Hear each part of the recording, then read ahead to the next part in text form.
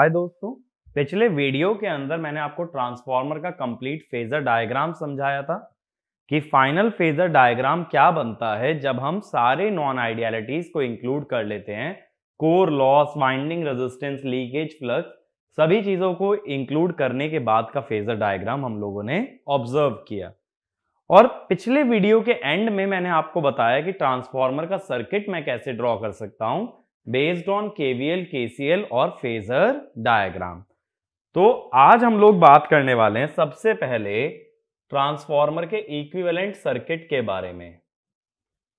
तो मैं बात करूंगा equivalent circuit of a transformer. ठीक है, अब ये जो इक्विवेलेंट सर्किट है, हम लोगों ने लास्ट लेक्चर में कहां तक देखा था कि सर्किट कुछ ऐसा आ गया था।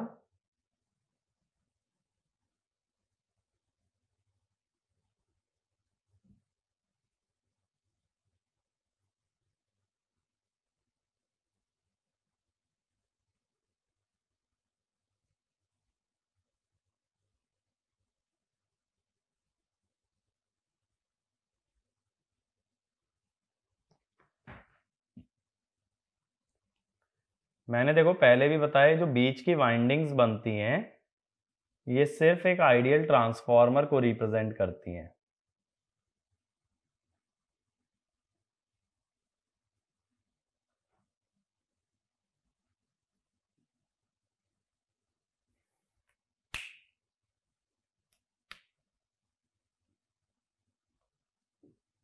अब मैं लीकेज रिएक्टेंस को एक्स ही लिख दे रहा हूं, एक्सएल नहीं लिख रहा हूं अलग से।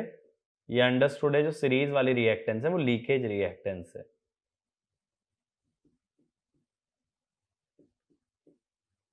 आई W, I mu, I naught, I one dash, I one, V one, I two, V two. ठीक है, और इस वाइंडिंग का ईएमएफ E1 और इस वाइंडिंग का ईएमएफ E2। अब देखो ये चीज हम ऑलरेडी जानते हैं कि ट्रांसफार्मर की इंपीडेंस को एक साइड से दूसरी साइड पे रेफर किया जा सकता है। तो ये हमारा पूरा सर्किट आया जिसमें कि कुछ कंपोनेंट सर्किट के प्राइमरी साइड पे हैं और कुछ कंपोनेंट सेकेंडरी साइड पे हैं। लेकिन इस सर्किट में मुझे प्रॉब्लम क्या आने वाली है? प्रॉब्लम ये आएगी कि अगर कभी भी इस सर्किट को सॉल्व करना है तो दो तरफ मुझे सॉल्व करना पड़ेगा, दो सेट ऑफ वेरिएबल लेके चलना पड़ेगा, एक प्राइमरी के वेरिएबल और एक सेकेंडरी के वेरिएबल। तो इसमें एक पॉइंट लिखना, in exact equivalent circuit of a transformer, in exact equivalent circuit of a transformer, some parameters are present on primary side, while some parameters are present on secondary side, so in order to solve the network, we need to frame the equations on both sides of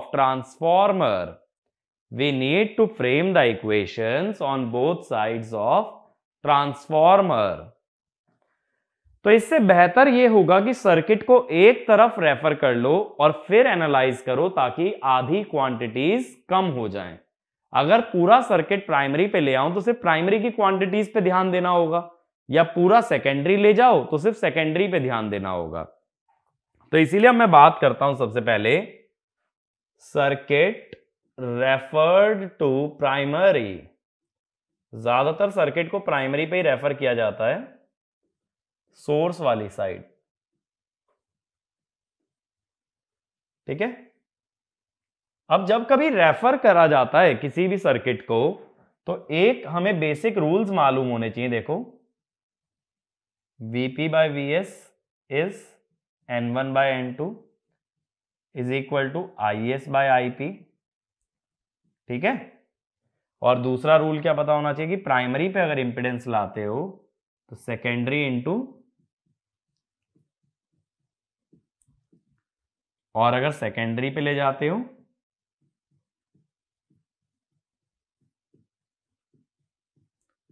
ये basic referral के rules हैं कि voltage में turns ratio चलता है, current में turns का उल्टा रेशो, और इंपेडेंस में टर्न्स रेशो का स्क्वायर।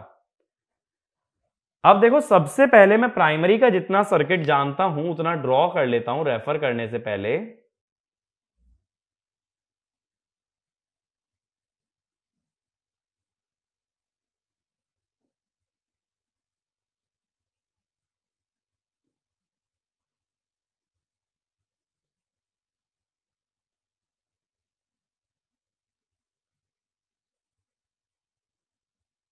ठीक है, R1 JX1 RC JXM, ये IW I mu I0 I1। अब मेरी बात को देखो, थोड़ा ध्यान से सुनना।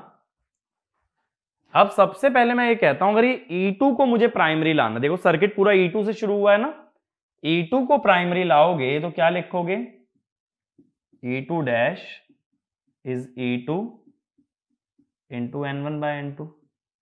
ये तो एक्चुअल में हो गया E1, क्योंकि E1 और E2 का जो रेशो चलता है वो हमेशा टर्न्स रेशो में चलता है। यानी जब E2 को प्राइमरी साइड लेके आओगे वो बाय डिफॉल्ट क्या बन जाएगा, E1।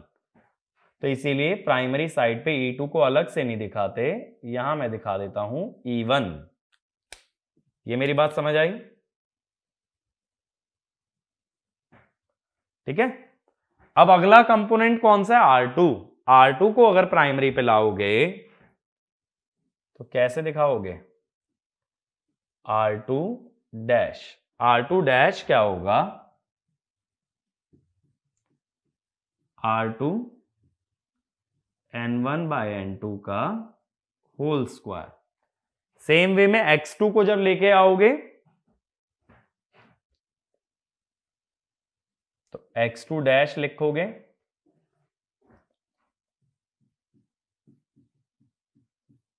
X2 into N1 by N2 का होल स्क्वायर। ठीक है, अब I2 को रेफर करना है, तो I2 को रेफर अगर करते हो तो क्या लिखोगे, I2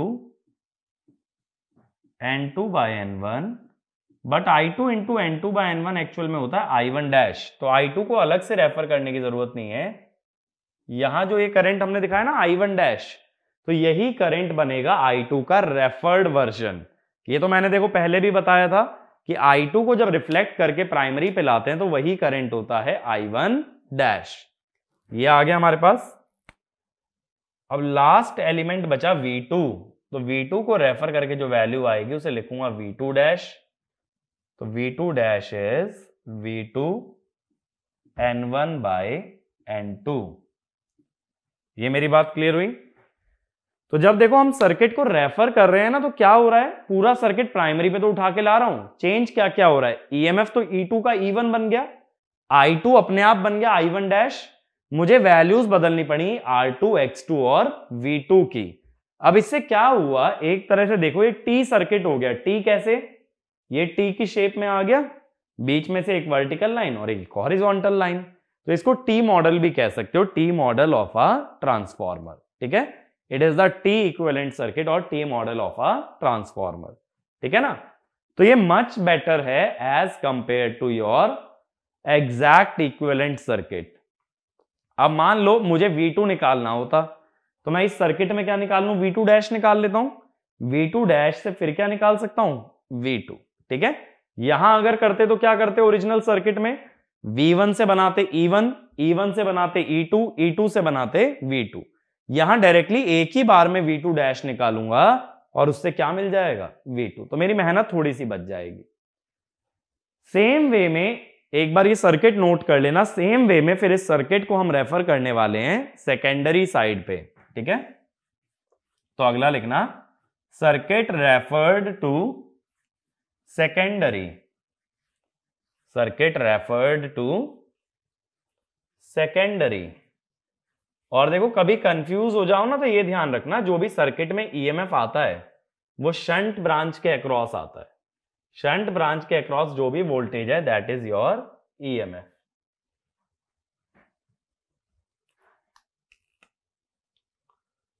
अब हम देख रहे हैं अगर सर्किट को सेकेंडरी रेफर करें तो सबसे पहली क्वांटिटी जो रेफर होगी वो होगी V1 डैश। देखो सर्किट इसी ऑर्डर में बनाना, ऑर्डरिंग अपनी मर्जी से कभी चेंज मत करना, सर्किट लेफ्ट टू राइट ही बनाना, ठीक है। फिर R1 का बनेगा R1 डैश। अब V1 डैश को क्या लिखोगे, जब सेकेंडरी पे ले गए हो वोल्टेज को कैसे ले जाते हो, टर्न्स रेशियो से। रेजिस्टेंस को कैसे ले जाते हो, टर्न्स रेशियो के स्क्वायर से। तो ये वोल्टेज चली गई, रेजिस्टेंस चला गया। अब ऐसे ही रेफर करेंगे रिएक्टेंस को,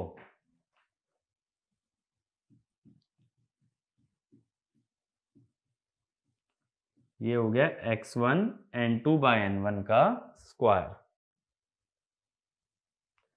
ठीक है। अब अगला एलिमेंट क्या है भाई, शंट ब्रांच है। शंट ब्रांच में भी क्या है, एक रेजिस्टेंस और एक रिएक्टेंस।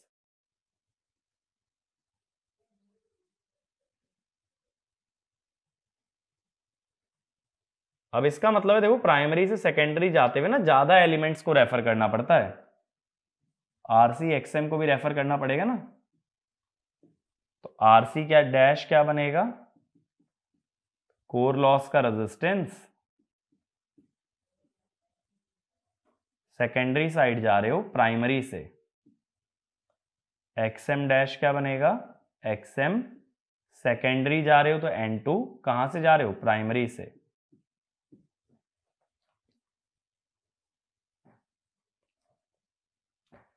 अब इसमें जो ब्रांच में करंट फ्लो होता है वो है I नॉट डैश। करंट को कैसे रेफर करते हो, टर्न्स रेशियो के अपोजिट रेशियो से। तो N1 बाय N2, अगर सब में N2 बाय N1 चल रहा है तो करंट में आएगा N1 बाय N2, ठीक है। इस करंट को बोल दो, इसको I1 डैश तो मत बोलो, इसको I1 डबल डैश बोल दो। I1 डैश क्योंकि ये करंट था ना तो इसलिए I1 डैश नहीं लिख रहा। I1 double dash is I1 into N1 by N2। अब अगली टर्म क्या आएगी, E1। अब मैं डायरेक्टली बोल दे रहा हूं भाई, E1 को जब सेकेंडरी ले जाते हैं तो बन जाता है E2। अब सेकेंडरी पे आ गए, अब आगे सेकेंडरी का सर्किट डायरेक्टली ड्रॉ कर लो। ये है R2 JX2, ये भी JX1 JXM और इधर V2। तो हमेशा ये ध्यान रखना दोनों एंड्स पे क्या मिलती है, टर्मिनल वोल्टेज। जैसे V1 और V2 सेकेंडरी ले गए तो V1 डैश और V2, प्राइमरी ले आए तो V1 और V2 डैश। तो ईएमएफ सर्किट में कहां शो किया जाता है, ईएमएफ हमेशा शो करते हैं शंट ब्रांच के अक्रॉस। तो इसमें वाला पॉइंट लिख लो भले ही, when circuit is referred from one side to the other, when circuit is referred from one side to the other, the end voltages are the terminal voltages of a transformer. The end voltages are the terminal voltages of a transformer, and induced EMF is shown across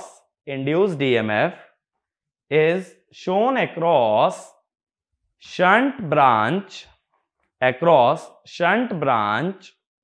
or no load branch of a transformer. Shunt branch or no load branch of a transformer, ठीक है। Next point, usually the circuit is referred to usually the circuit is referred to primary side or the source side primary side or the source side because in that case lesser number of parameters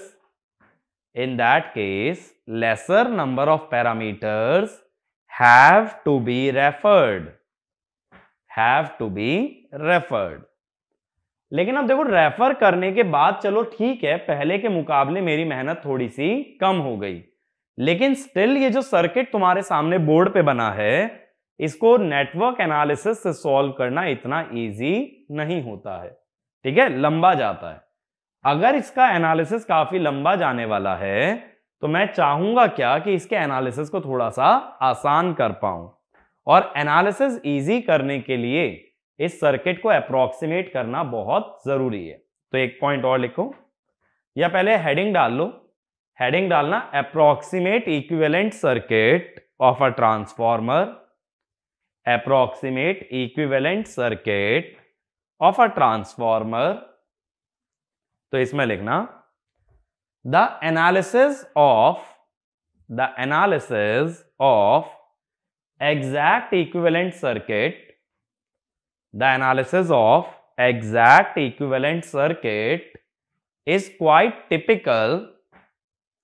is quite typical. So we wish to approximate the circuit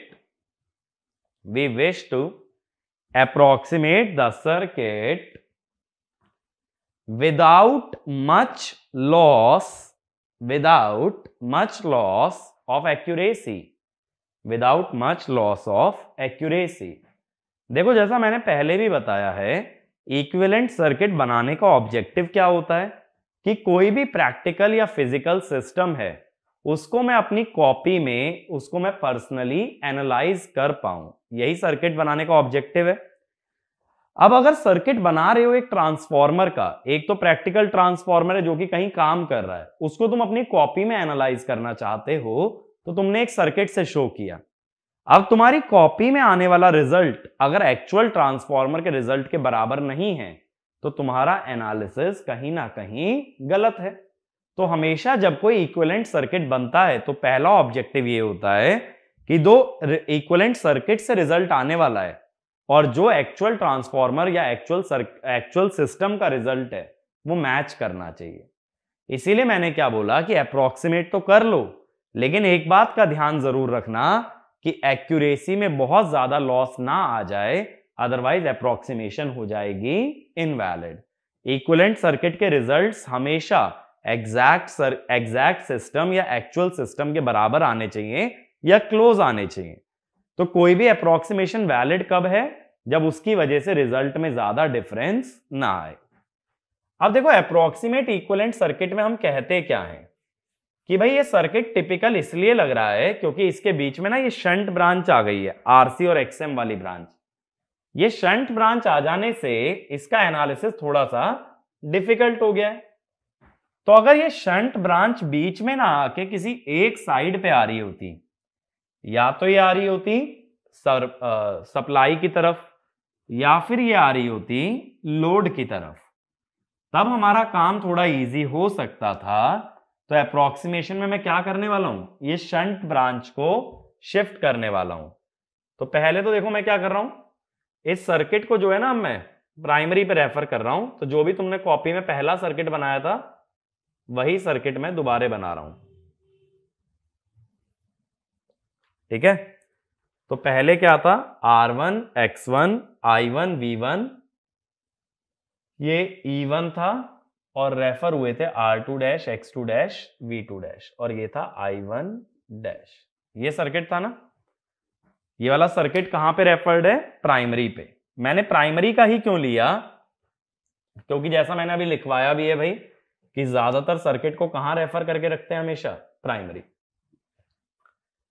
अब मेरे पास दो option है, ये जो shunt वाली branch है इसको left shift कर दो या फिर इसको राइट शिफ्ट कर दो।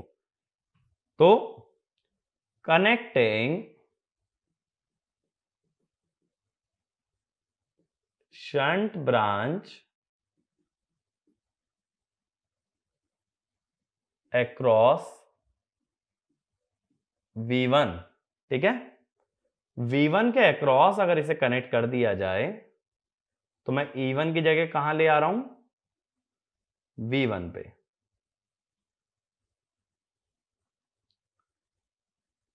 अब देखना एक चीज यहां पे ध्यान से देखना,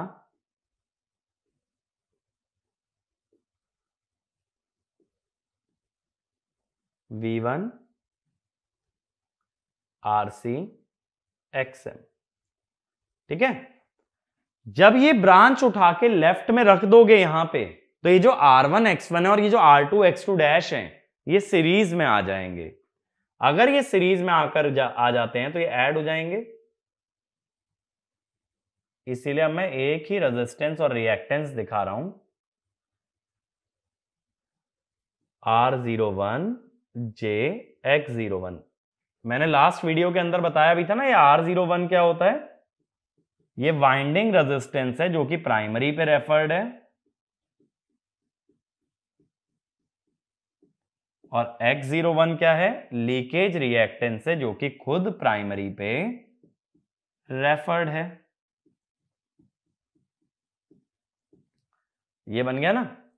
अब लेकिन देखो इसमें एक दिक्कत हो गई, R1 X1 और R2 X2 के बीच की वोल्टेज EMF थी, इन दोनों के बीच के जंक्शन की वोल्टेज EMF थी। जब तुमने इनको जोड़ दिया तो अब EMF दिखा नहीं पाओगे। तो इस सर्किट में EMF नहीं पता लगाया जा सकता, सिर्फ क्या शो कर सकते हो, टर्मिनल वोल्टेज। EMF अगर दिखाना है तो तुमको क्या करना पड़ेगा, R1 X1 और R2 X2 इन्हें सेपरेट रखना पड़ेगा, ठीक है। तो इसमें वाला पॉइंट लिखना, पहले ही सर्किट ड्रॉ कर लो।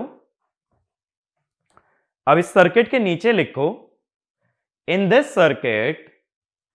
Circuit primary and secondary parameters, in this circuit primary and secondary parameters have been combined, so induced EMF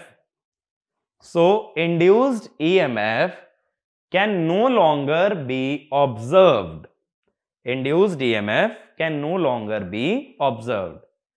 तो इंड्यूस EMF देखने के दो तरीके हैं, या तो एग्जैक्ट सर्किट का यूज करो या R1 X1 और R2 X2 इन्हें कंबाइन मत करो। ऐसी दूसरी पॉसिबिलिटी मेरे पास ये थी कि मैं शंट ब्रांच को लोड साइड पे दिखा दूं, connecting shunt branch across V2। अब क्या होता, इस ब्रांच को उठा के राइट में रख दोगे तब भी तो R1 X1 और R2 X2 सीरीज में आ जाएंगे। अगर ये सीरीज में आ गए तो फिर मर्ज हो जाएंगे, और अब की बार शंट ब्रांच दिखाऊंगा बाद में।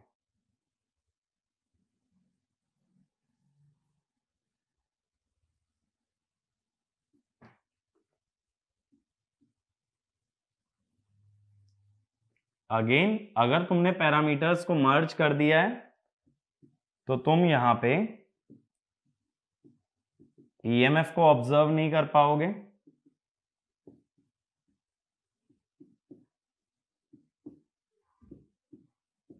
ठीक है।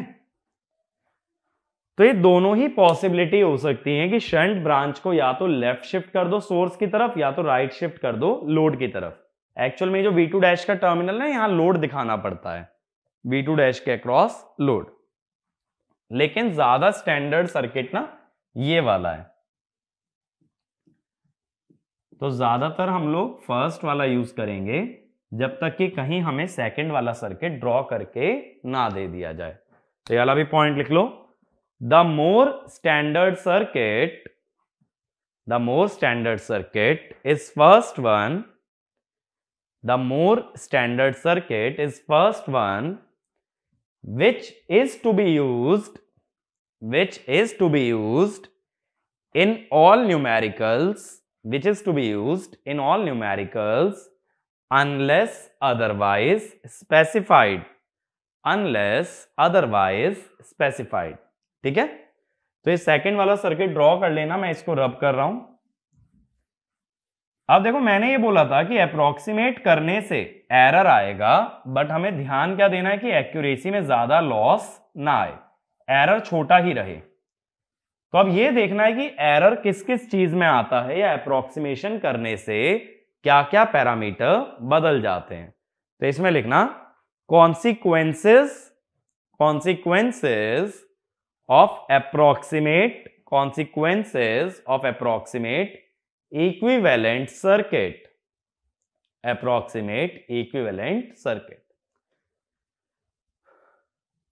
ठीक है। अब सबसे पहले देखो, जब ये वाला सर्किट था एग्जैक्ट, तो आरसी के अक्रॉस कौन सी वोल्टेज थी, E1। अब आरसी के अक्रॉस कौन सी वोल्टेज है, V1।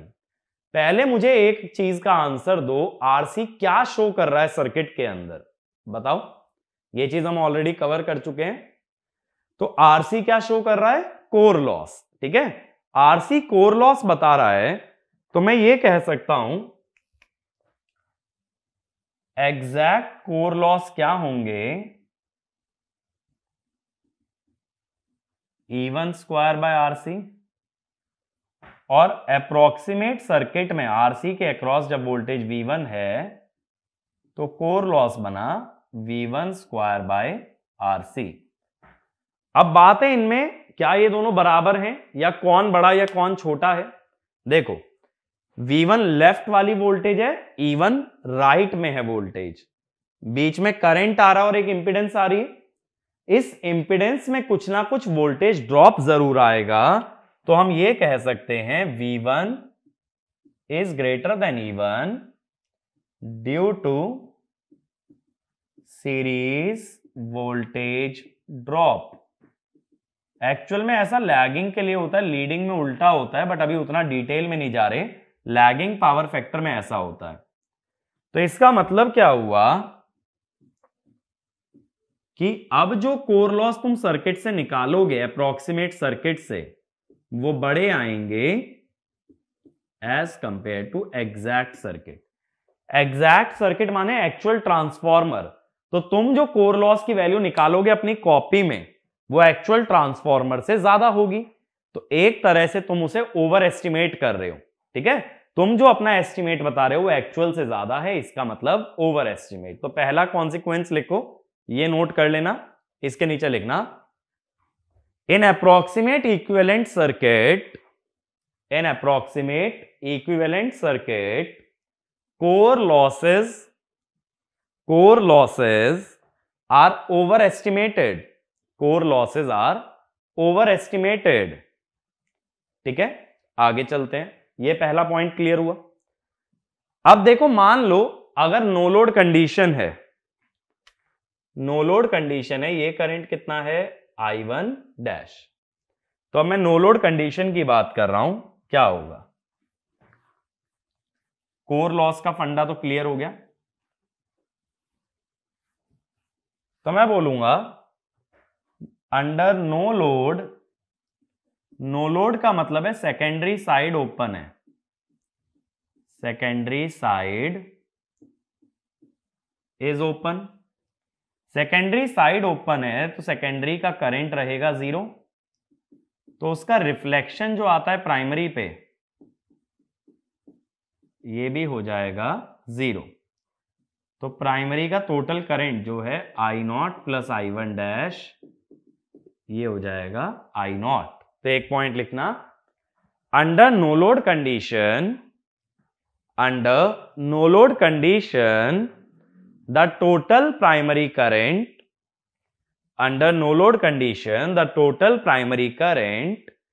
is same as no load current, total primary current यहां दिखाओगे ना। अब देखो I1 I0 के बराबर है, तो यहां I स्क्वायर R का एक लॉस बनेगा I1 की वैल्यू रखोगे I नॉट स्क्वायर R1, लेकिन I1 डैश 0 होने की वजह से यहां I स्क्वायर R की कोई टर्म नहीं बनेगी, यानी I स्क्वायर R लॉस गायब कर दिया है नो लोड पे। दोबारा देखो, नो लोड आने पे I1 कितना होता I नॉट, तो I स्क्वायर R का एक लॉस बन रहा है। नो लोड आने पे I1 होगा I नॉट, तो रेजिस्टेंस में कोई करंट नहीं जा रहा, तो I स्क्वायर R का कोई टर्म नहीं बनेगा। तो इसी में आगे लिखना, in approximate equivalent circuit copper losses at no load are ignored. Copper losses at no load are ignored. बात क्लियर हुई? ठीक है, सीरीज रेजिस्टेंस में होने वाले लॉस को कहते हैं कॉपर लॉस। यहां सीरीज रेजिस्टेंस में I1 डैश जा रहा है जो कि है 0, तो कॉपर लॉस नहीं आ रहे, लेकिन यहां सीरीज में जा रहा है I1 है I नॉट, तो I नॉट स्क्वायर R1 इधर तो दिख रहा है, उधर I नॉट स्क्वायर R1 नहीं दिख रहा है। ये मत सोचना RC तो है, RC का लॉस कोर लॉस है, कॉपर लॉस नहीं है। कॉपर लॉस किसके अक्रॉस है? सीरीज रेजिस्टेंस में। अगली बात देखो, दोबारा से नो लोड की बात करें, I1 है I नॉट, I1 अगर I नॉट है तो इस ब्रांच में कुछ ड्रॉप आएगा, लेकिन इधर देखो I1 डैश जा रहा है, I1 डैश तो 0 है, तो इसमें कोई ड्रॉप नहीं आएगा। इसका मतलब सीरीज ब्रांच में आने वाला ड्रॉप भी इग्नोर हो गया इन अप्रोक्सीमेट इक्विवेलेंट सर्किट। तो एक पॉइंट ये भी लिखो, in approximate equivalent circuit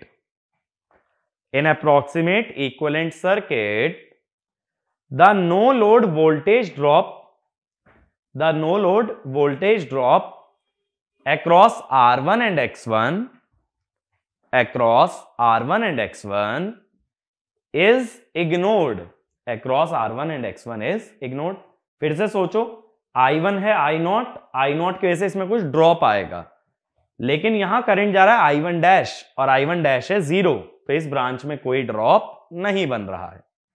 last point लिखो, अब देखो यहां XM के अक्रॉस वोल्टेज थी E1, तो अगर मैं तुमसे पूछूं I म्यू,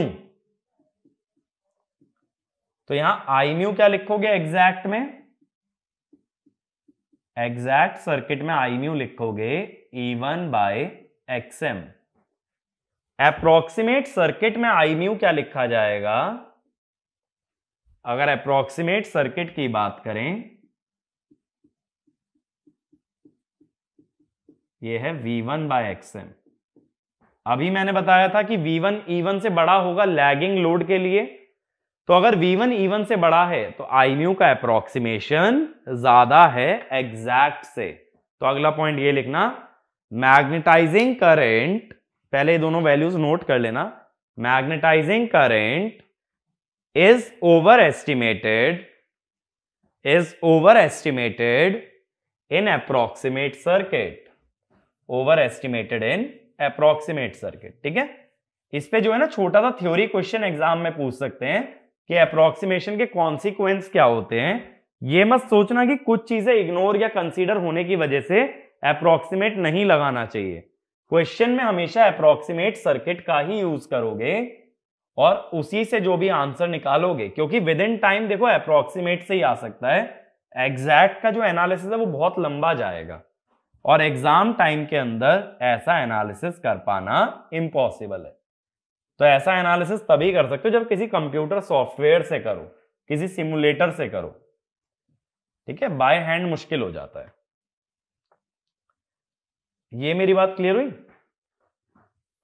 ठीक है, तो अब अगला हेडिंग डालना, per unit model of a transformer.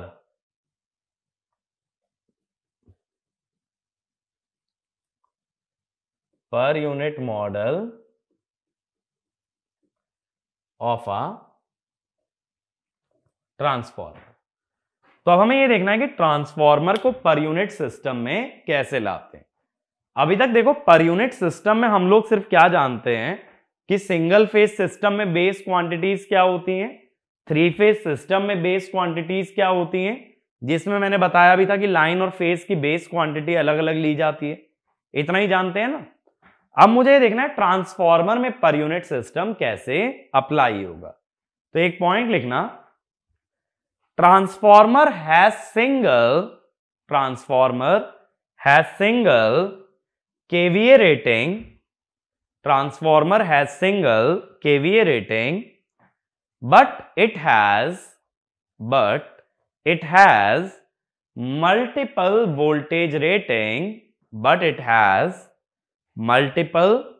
voltage rating, so when we choose base values, we consider the base KVA same on both sides of the transformer,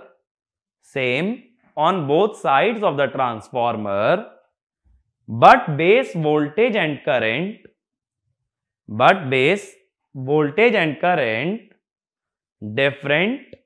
different on two sides of the transformer, जैसे मैंने 3 phase में आप लोगों को बताया था कि line का बेस और फेज का बेस अलग अलग लेते हैं, ऐसे ही ट्रांसफॉर्मर में प्राइमरी और सेकेंडरी का बेस अलग अलग लिया जाता है। तो देखो क्या होता है, जैसे मान लो एक ट्रांसफॉर्मर है V1/V2 SKVA ट्रांसफॉर्मर। तो अब हम लोग क्या कहेंगे, मेरी बात समझने की कोशिश करना, मैं बेस वैल्यूज डिफाइन कर रहा हूं।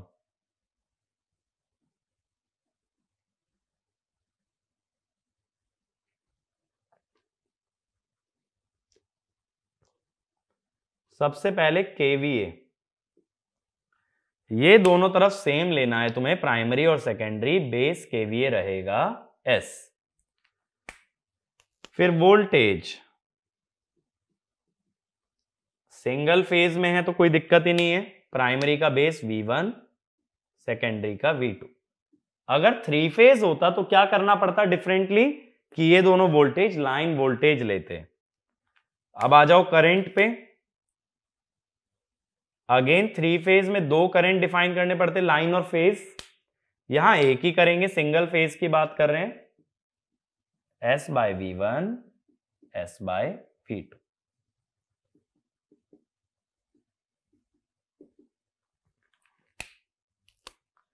इंपीडेंस,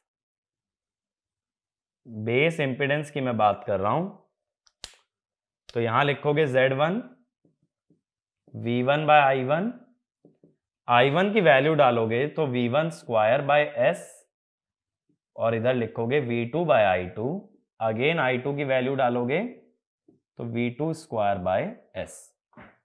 तो ये 4 बेस वैल्यूज हैं जिसमें पावर का बेस सेम है, वोल्टेज और करंट का बेस दोनों साइड पे सेपरेट है। ठीक है, वोल्टेज और करंट का बेस और इंपीडेंस का बेस दोनों तरफ सेम नहीं हो सकता। अब इसके बाद देखो क्या होगा, कभी भी प्राइमरी में किसी इंपीडेंस का पर यूनिट चाहिए तो क्या लिखोगे, कि उसकी ओम्स में वैल्यू अपॉन उस साइड का बेस।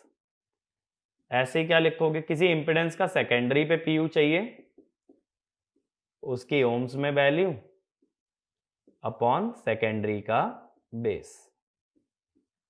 अब देखो सेकेंडरी साइड का बेस कितना है, ये है V2² S। V2 को V1 के टर्म्स में कैसे लिखोगे, ये दोनों टर्न्स रेशियो से रिलेटेड होते हैं, तो ये क्या आया, N2/N1 का स्क्वायर V1² S। तो इसको क्या लिख सकते हो, N2/N1 का स्क्वायर इंटू Z1 बेस। ठीक है, ऐसे ही जब वोल्टेजेस की बात आए तो ये ध्यान रखना, ये है N2/N1 इंटू V1 और ये है N1/N2 इंटू I1, यानी दोनों साइड की बेस क्वांटिटी सीधा टर्न्स रेशियो से रिलेटेड हैं। ये बात का ध्यान रखना बहुत ही जरूरी है। तो अगला पॉइंट ये लिखना, the base values of voltage current and impedance, the base values of voltage current and impedance on both sides of the transformer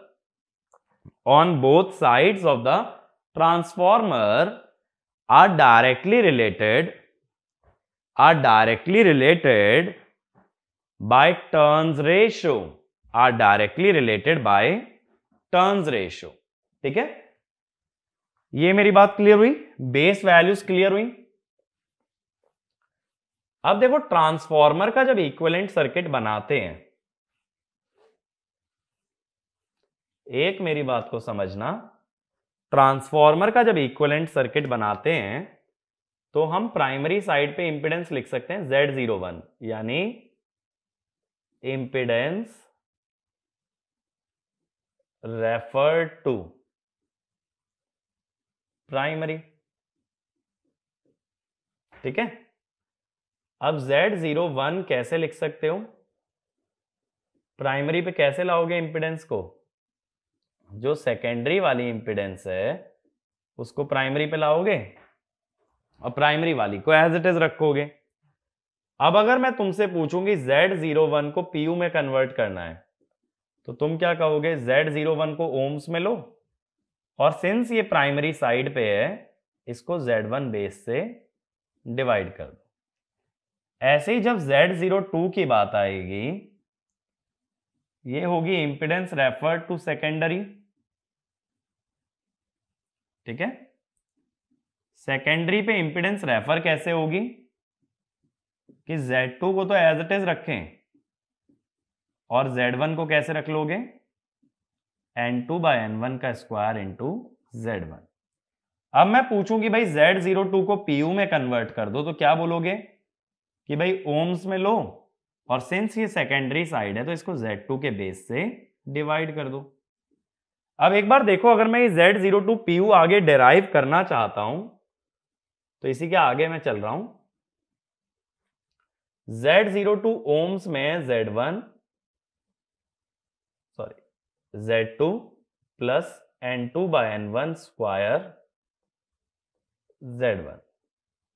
और अभी मैं जानता हूं कि Z2 का बेस मैंने निकाला था, कितना था, Z1 का बेस इंटू ये निकाला था ना। अब नीचे का N2/N1 का स्क्वायर अगर ऊपर ले जाओगे तो क्या जाएगा भाई, N1/N2 स्क्वायर, ऊपर गया N1/N2 का स्क्वायर और ये दूसरा N2/N1 का स्क्वायर कट गया तो नीचे क्या बचा, Z1 बेस। अब ध्यान से देखो, ये वाली जो क्वांटिटी हमने लिखी है ये सेम ही तो आ रही है, तो ये वैल्यू एक्चुअल में क्या आ रही है, Z01, ऊपर वाली वैल्यू तो Z01 है ना, अपॉन Z1 बेस, यानी Z01 PU। अब देखो ये बहुत ही इंटरेस्टिंग रिजल्ट है कि पर यूनिट में इंपेडेंस प्राइमरी रेफर्ड हो या सेकेंडरी बराबर आती है। इसका मतलब है अगर मैं क्वेश्चन को PU में सॉल्व करूं तो मुझे इससे कभी फर्क ही नहीं पड़ेगा कि इंपेडेंस प्राइमरी पे ले रहे हो या सेकेंडरी, दोनों तरफ वैल्यू सेम होगी। तो यहां तक नोट करने के बाद एक पॉइंट लिखो, the equivalent value of per unit impedance, the equivalent value of per unit impedance referred to primary as well as secondary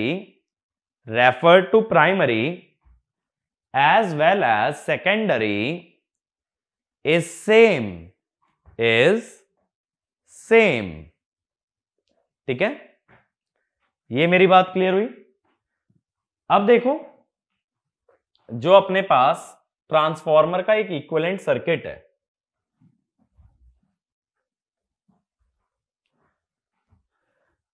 मैं बात कर रहा हूं अप्रॉक्सीमेट इक्विवेलेंट सर्किट की।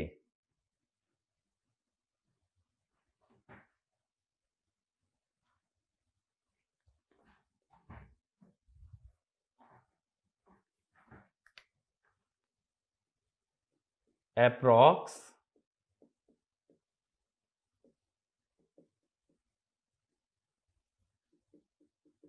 Equivalent circuit. ठीक है, अब अप्रोक्सीमेट सर्किट भी दो तरफ बन सकता है, जैसे अगर हमने अभी बनाया था ना प्राइमरी पे, तो कैसे बनाया था देखो,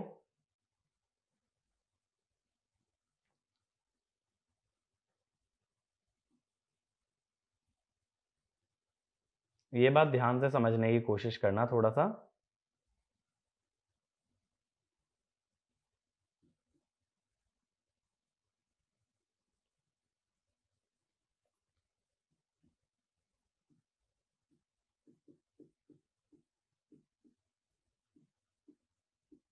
ये V2 डैश था और ये V1 था, RC XM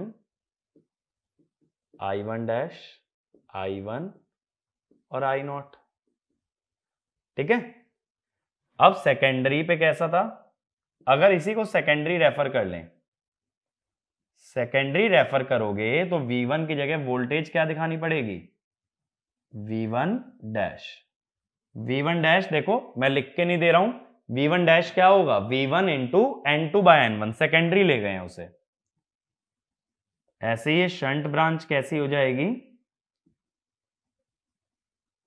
अगर इसे सेकेंडरी ले जाएं, RC डैश XM डैश, यानी RC into N2 by N1 का square, XM into N2 by N1 का स्क्वायर।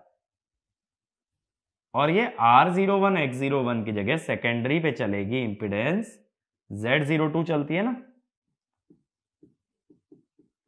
और ये V2 डैश की जगह V2। ऐसे दो पॉसिबिलिटी बन सकते हैं सर्किट के, प्राइमरी पे और एक सेकेंडरी पे। लेकिन मैं ये जानना चाहता हूं सर्किट पे क्या असर पड़ेगा अगर ये PU में आ जाए। ठीक है, अगर प्राइमरी की बात करोगे तो देखो, इस वाले पहले वाले सर्किट को अगर PU में लाते हो तो ये वोल्टेज होगी V1 bye V1 base I1 bye I1 base,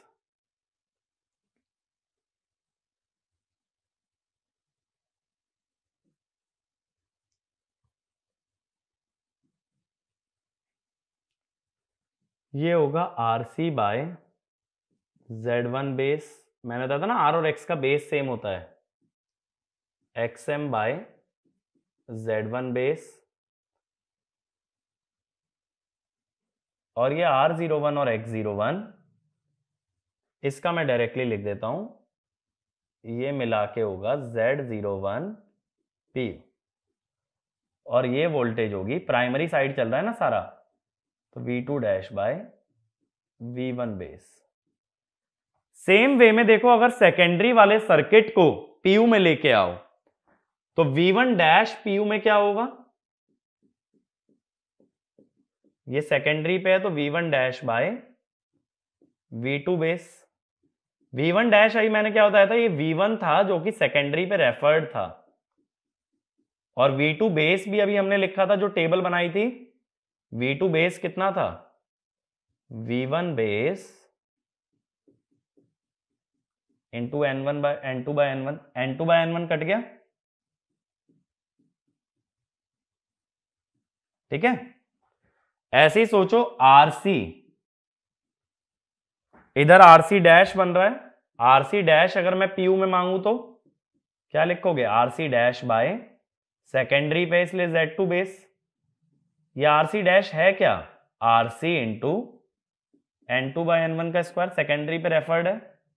again Z2 base क्या है, Z1 बेस, देखो ये मैंने लिखा भी था Z2 बेस क्या है, Z1 base N2 by N1 का स्क्वायर, फिर कट गया तो क्या बचा, RC by Z1 base. Same way में क्या कह सकते हो, XM डैश PU, अगर इसको भी सॉल्व करके निकालोगे तो ये बनेगा XM बाय Z1 बेस। यानी अगर पीयू में सर्किट बनाओ तो प्राइमरी पे बनाओ या सेकेंडरी पे बनाओ, कोई फर्क ही नहीं पड़ रहा यार। आरसी डैश का भी पर यूनिट वैल्यू सेम है, आरसी का भी पीयू वैल्यू सेम आ रहा है, एक्सएम और एक्सएम डैश का पीयू वैल्यू सेम है, Z01 और Z02 का तो मैं ऑलरेडी प्रूव कर चुका हूं पर यूनिट वैल्यू सेम है। तो इससे हम क्या समझ पा रहे हैं कि पर यूनिट सिस्टम में सॉल्व करते समय किस साइड पे सर्किट बना है ये कभी मैटर ही नहीं करता है। तो ये वाला पॉइंट लिखो, the best part of per unit system, the best part of per unit system is that it does not matter on which side, it does not matter on which side the equivalent circuit is being drawn, on which side the equivalent circuit is being drawn, as the network in PU, as the network in PU is same on both sides of the transformer, is same on both sides of the transformer। बहुत ही important point है, हद से ज्यादा important है कि PU में solve करते वक्त सबसे बड़ा एडवांटेज ये मिलेगा, ट्रांसफॉर्मर का सर्किट प्राइमरी बना लो या सेकेंडरी, दोनों तरफ सेम ही आने वाला है। ठीक है, तो जब हम पावर सिस्टम भी पढ़ते हैं ना तो सबसे बड़ा एडवांटेज पर यूनिट सिस्टम का यही होता है कि पर यूनिट वैल्यूज ट्रांसफॉर्मर के दोनों तरफ सेम होती हैं। तो देखो मैंने ये बताया था कि पर यूनिट को लाइन और फेज से कोई फर्क नहीं पड़ता, पर यूनिट को स्टार और डेल्टा से कोई फर्क नहीं पड़ता, सेम वे में अब पर यूनिट को ट्रांसफॉर्मर के टर्न्स रेशियो से कोई फर्क नहीं पड़ता, ऐसे ही पर यूनिट को नंबर ऑफ फेजेस से कभी फर्क नहीं पड़ता। तो इसीलिए पर यूनिट सिस्टम बेस्ट है, क्योंकि जितनी भी कॉम्प्लेक्सिटी होती है सिस्टम में वो पर यूनिट के अंदर कभी दिखती ही नहीं है। तो चाहे तो ये वाला पॉइंट भी लिख लेना, per unit system is unaffected bye, per unit system is unaffected by first star और डेल्टा कनेक्शन, स्टार और delta connection, second number of phases, number of phases, third line और फेज, लाइन और phase, ठीक है, fourth turns ratio of a transformer, turns ratio of a transformer. ठीक है, तो अब देखो ट्रांसफॉर्मर का इक्विवेलेंट सर्किट हमें इतना ही पता होना चाहिए, अप्रोक्सीमेट सर्किट का अच्छा आइडिया रखना, उससे सारे क्वेश्चन बना सकते हो। तो जितना मैंने इस वीडियो के अंदर कवर किया, इसका एज एन एग्जांपल देने के लिए मैं एक होमवर्क प्रॉब्लम दे रहा हूं, तो नोट करना, the equivalent circuit referred to, the equivalent circuit referred to low tension side, low tension माने low voltage, low tension side of a transformer, low tension side of a transformer is shown in the figure, low tension side of a transformer is shown in the figure, the voltage rating of transformer is, the voltage rating of transformer is 2500 by 250 volt, 2500 by 250 volt. ठीक है, the load impedance is connected, the load impedance is connected to high tension side of the transformer, the load impedance is connected to high tension side of transformer, ZL load का impedance लिख लो, 380 plus J230 ओम, 380 plus J230 ohm. आगे लिखना, for primary voltage of 250 volt, for primary voltage of 250 volt compute, for primary voltage of 250 volt compute, पहला part secondary terminal voltage, secondary terminal voltage. दूसरा primary current and power factor, primary current and power factor. तीसरा power output and efficiency, तीसरा power output and efficiency. या देखो एक काम करते हैं, इस क्वेश्चन को रेदर देन की होमवर्क प्रॉब्लम की तरह डील करें।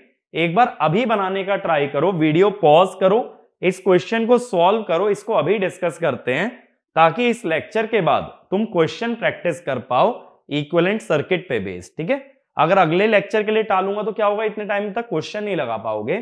तो इस क्वेश्चन को एक बार अटेम्प्ट करो। ठीक है, तो सभी लोग वीडियो पॉज करो, इस क्वेश्चन के अंदर 10 से 12 मिनट का टाइम ले सकते हो क्योंकि 3 पार्ट है, और इसका आंसर निकालो। ठीक है, अब देखो जो लोग भी सॉल्व कर चुके हैं या डायरेक्टली सॉल्यूशन देखना चाहते हैं, तो ट्रांसफॉर्मर की वोल्टेज रेटिंग क्या मेंशन्ड है? वोल्टेज रेटिंग हमें गिवन है 2500 बाय 250 वोल्ट। अब गलती से भी ये मत सोच लेना कि पहली जो रेटिंग है वो है तुम्हारा प्राइमरी वोल्टेज और दूसरी रेटिंग जो है सेकेंडरी वोल्टेज, ऐसा नहीं होता। यहां पे हमेशा वोल्टेजेस को मैंने पहले भी बोला था, ट्रांसफॉर्मर में प्राइमरी सेकेंडरी वर्ड ना यूज करके हम यूज करते हैं हाई वोल्टेज और लो वोल्टेज। और ये जो टेंशन की बात कर रहा है, टेंशन एक्चुअल में ना इलेक्ट्रिक फील्ड होती है जो कि वोल्टेज से रिलेटेड होती है, तो इसको ऐसे भी कह सकते हो, हाई टेंशन माने हाई वोल्टेज, लो टेंशन माने लो वोल्टेज। अब इसने क्या बोला है, इक्विवेलेंट सर्किट मैंने दिखाया है तुम्हें लो टेंशन साइड यानी लो वोल्टेज साइड, और लोड कनेक्ट किया गया है हाई वोल्टेज साइड। यानी इसी का अगर आगे का सर्किट बना लूं मैं, तो सर्किट कैसा है आगे, ये आइडियल ट्रांसफॉर्मर की वाइंडिंग आ जाएंगी। इधर ये लोड का इंपीडेंस लगा हुआ है हाई टेंशन साइड पे, क्योंकि इसने बोला ना सर्किट 250 वाली साइड है और लोड है 2500 वाली साइड। अब देखो इसे सॉल्व करने में दिक्कत आएगी, इसीलिए बेटर तरीका क्या होगा कि मैं क्या करता हूं कि लोड को पहले प्राइमरी ले आता हूं। तो मैं कहता हूं कि लोड को अगर एलवी साइड लाना है तो ZL, एलवी साइड लाना है एचवी साइड से तो NL बाय NH का स्क्वायर, तो 380 प्लस J230, यही है ना load. NL by NH actual में होगा VL बाय VH का स्क्वायर। ठीक है, तो 380 plus J230, VL by VH माने 250 बाय 2500 का स्क्वायर, तो 3.8 प्लस J2.3। ठीक है, ये आ गई। अब मैं क्या करता हूं, ये वाला सर्किट ड्रॉ कर लेना, सॉल्यूशन एक बार वीडियो पॉज करके। अब मैं क्या कर रहा हूं, ये पूरा हटा करके लोड को मैं प्राइमरी पे ही ले आ रहा हूं। मैं लोड को कहां ले आता हूं, प्राइमरी पे।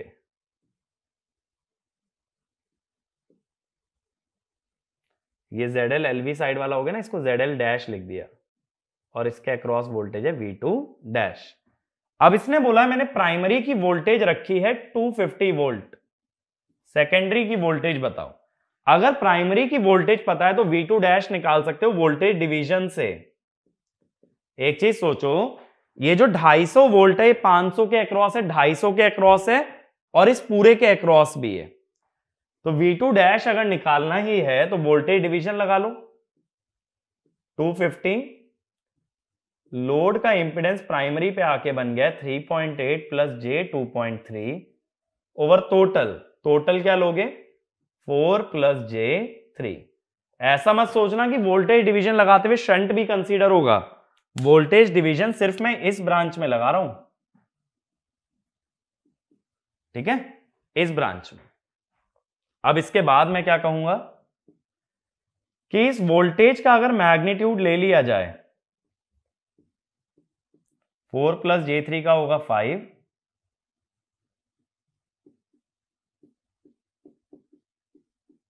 तो ये आ गया V2 डैश। लेकिन हमें सेकेंडरी टर्मिनल वोल्टेज चाहिए, तो यहां मत रुकना, V2 डैश को सेकेंडरी रेफर करना पड़ेगा। सेकेंडरी माने हाई टेंशन साइड,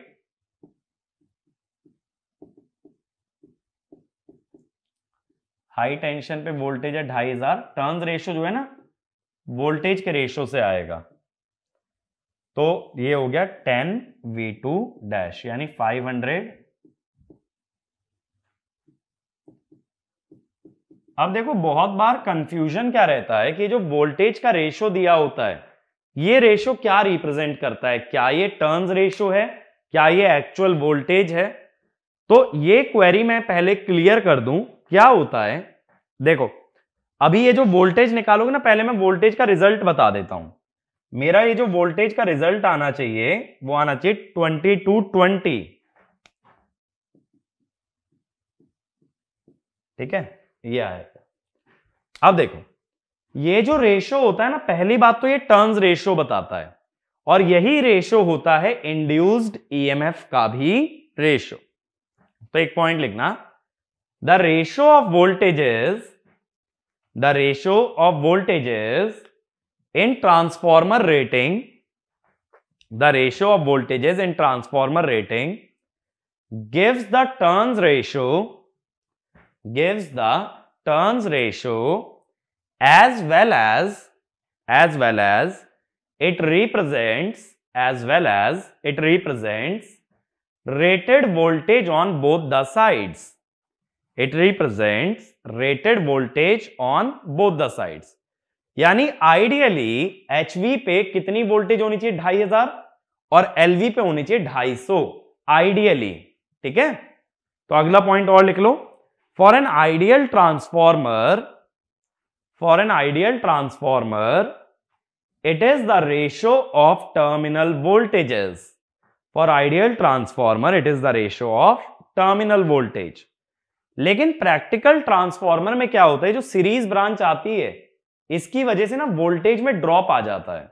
तो देखो जब मैंने प्राइमरी पे 250 लगाई तो सेकेंडरी पे 2500 से कम आई, क्यों, क्योंकि ड्रॉप आ गया।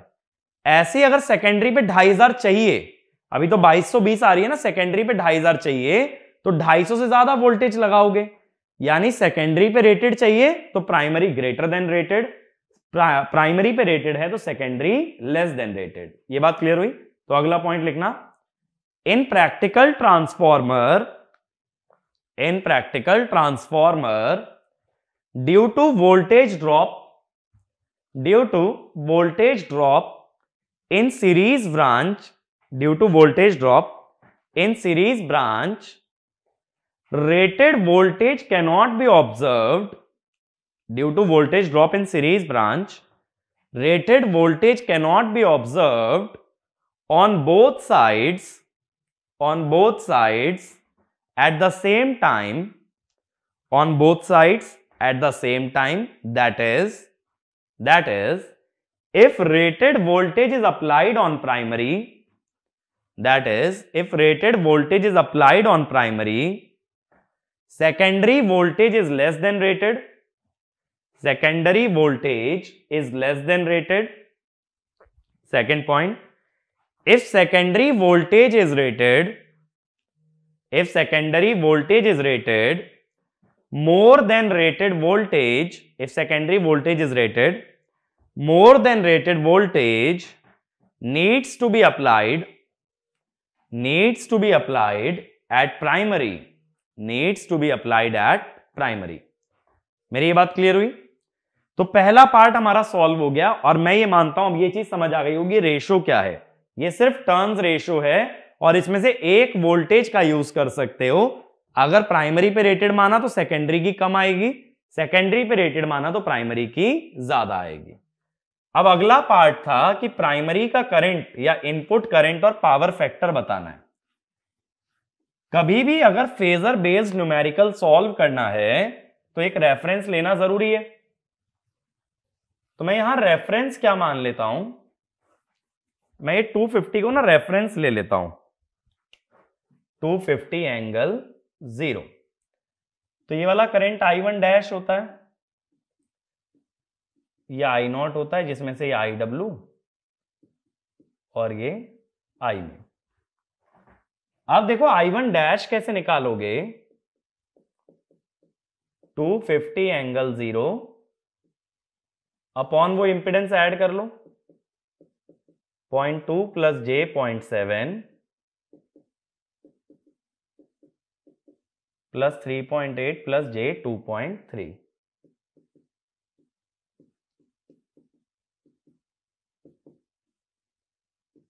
एंगल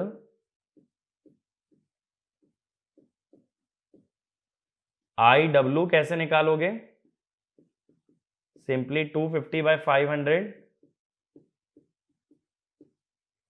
I म्यू कैसे निकालोगे,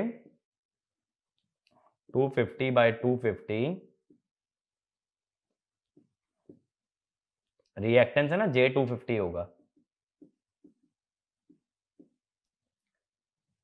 1 एंगल -90। अब प्राइमरी या इनपुट साइड का अगर करंट चाहिए तो टोटल करंट I1 तुम्हें चाहिए।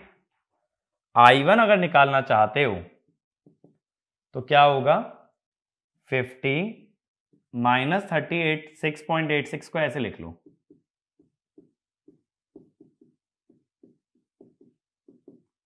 तो ये हो गया 40.5 माइनस J31। यहां से I1 का एंगल और मैग्नीट्यूड दोनों आ सकता है। I1 का मैग्नीट्यूड आ रहा है, मेरे पास वैल्यू डायरेक्टली लिखी है, मैं वही बता रहा हूं, 51 एंगल -37.4। अब देखो वोल्टेज का एंगल है 0, करंट का है -37.4, इसका मतलब I1 लैग्स V1, वोल्टेज से कम एंगल है।